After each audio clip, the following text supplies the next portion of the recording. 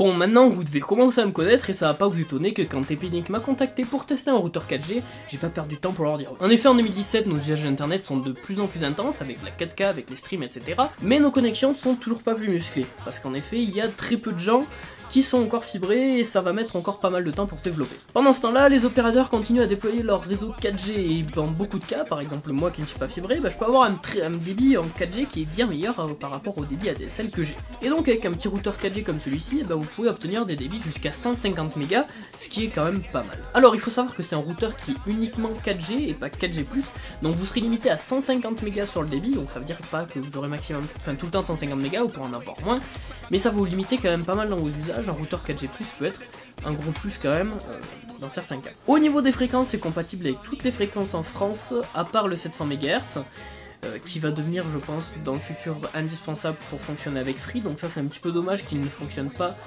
avec le 700 MHz, mais bon, écoutez, pour l'instant c'est pas encore trop un problème, vu qu'il s'est implanté juste en région parisienne, mais ce serait pratique quand même de l'avoir. D'un point de vue esthétique, vous pouvez voir que c'est relativement passe-partout. C'est pas très épais, c'est relativement petit, il y a juste de la plaque brillante dessus que je trouve pas génial parce que ça va bouffer toute la poussière et les rayures.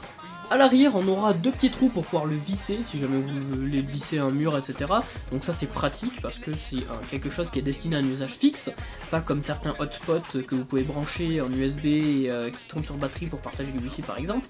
Celui-là c'est un usage fixe. A l'arrière, vous aurez la prise pour brancher votre cordon d'alimentation, le bouton Power On-Off, 4 ports LAN en RJ45, le bouton pour les WPS, le bouton pour le wifi et le port pour la carte SIM. En parlant de carte SIM, c'est sur les formats de grande SIM, mais vous aurez tous les adaptateurs fournis pour adapter n'importe quel format de carte SIM et ça c'est très cool. A l'arrière, vous aurez deux antennes qui sont prévues pour améliorer la réception 4G, vous pouvez les démonter sans aucun problème et en utiliser d'autres si vous voulez, même si celles-là sont déjà relativement bonnes. Alors pour tester ce routeur, j'ai mis avec mon forfait 4G Free illimité.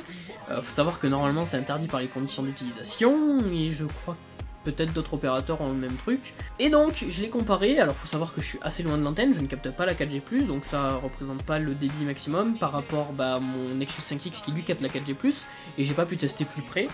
Faudra que je le fasse à l'occasion, mais il faut savoir que si on capte la 4G+, celui-là aura un débit plus élevé, puisqu'il capte la 4G+, que celui-là. Mais si vous êtes relativement loin, et lui, il sera meilleur, puisqu'il y a des antennes qui permettent de mieux capter la bande de fréquence sur laquelle vous êtes. Donc moi je l'ai utilisé en câblé, j'utilise pas en Wi-Fi, parce que je pense que l'utilisation la meilleure qu'on peut avoir, c'est en câblé de ça, même si ça peut totalement remplacer une Freebox, une Livebox, une B-Box, une SFR Box, je sais même pas comment ça s'appelle, bref, une 9box je crois, parce que il y a le Wi-Fi, il y a le câblé, il y a tout ce que vous voulez, donc vous êtes même plus obligé d'avoir une box chez vous, ça peut le remplacer sans aucun problème. Comme je vous l'ai dit, j'utilise en câblé, tous les paramétrages se font de manière extrêmement simple avec l'interface d'administration qui est très claire, très complète. Il y a plusieurs modes, il y a un mode normal, moyen et avancé je crois.